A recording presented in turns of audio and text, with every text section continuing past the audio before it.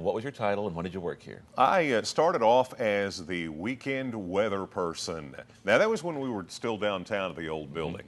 You know, I worked down there, and I love telling this when I see Chris Allen. Man, we used to draw our own maps. You know, it wasn't any of this. Oh, here's what it's going to do. It's like, this is what you got, man, because that's all it was. Draw our own maps, and you know, it was fun. Of course, back then, I love to tell people weather was like an ugly stepchild, because you know it was like, oh, it's one of those things we feel we've got to do, and you know, I knew everybody was watching because people would come up and say, man, what about this weather or something everywhere? But you know, and they finally caught on, I think.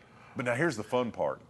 I think when I first started and I did the weekends, they paid me $7.50 per newscast. I could come up here and on a weekend night, and I could make $15. And worth every penny. Oh, gas didn't cost as much back then.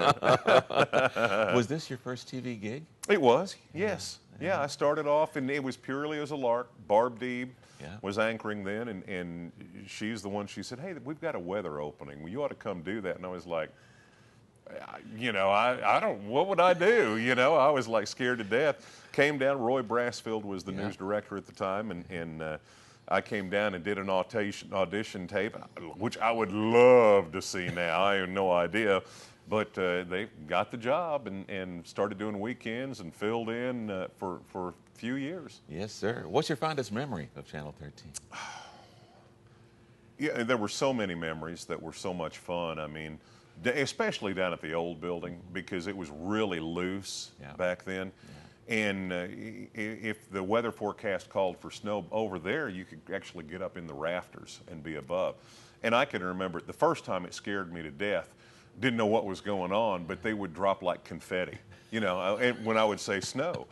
And it was like all over the set. And can you imagine if something like that happened now in all this nice building, and over there is like, I'll get a broom blower and sweep it up. Just wasn't any big deal, you know. That was always fun. But some of the people I worked with were just incredibly talented, including you. Well, we didn't get to work very long, but I sure enjoyed it. Yeah, no. Funny anecdotes from your time here? You know, other than the weather thing, no. I mean, Clyde Payne was the manager, and I would get called to his office, you know, I would get called, periodically, and he'd say, now, Scooter, we don't do that. We're a professional station. I was like, okay, you know, all right, I'll try to be better. And he'd always say, and button your coat. It looks so much better if your coat's buttoned. I remember that more than anything. Yeah, he's about the details. Yeah. Well, what was working at Channel 13? What did it mean to you?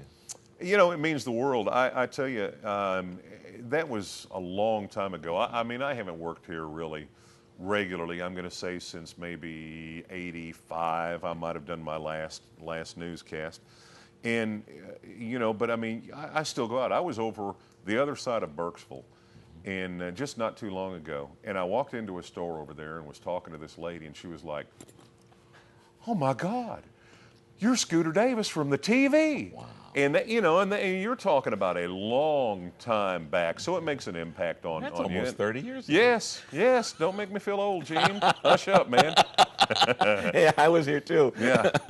So I'm going to ask you this question. Everybody knows what you're doing now, but what are you doing now? Well, you know, after my career as a Chippendales dancer didn't work out, I went back to radio. Who'd have thought? And, you know, I thought, well, hey, you know, I'll just save my body for later. That's all, you know. Been at the radio. You know, I've been there, you know, this is my 30th year at the radio station. So, you know, I kind of taken a liking and a home to Bowling Green. I'm from here. Everybody loves you. I mean, you're asked to do all kinds of different things. The Humane Society every year helps them get pets adopted. Those are the fun things. That's why I stay in it, because those things are the things that we get to do that are just, it's little pudding on the cake, man. It's so nice to be able to go out and do these things for, whether it's the Humane Society or St. Jude that we do work together with. You know, some of these things are just, those have all blossomed, and it's just, like I say, really nice to have those available to me. Anything else you'd like to mention? No, you know, the only other thing that would ever be funny is Gene went with us down to Nashville one time. Oh, jeez.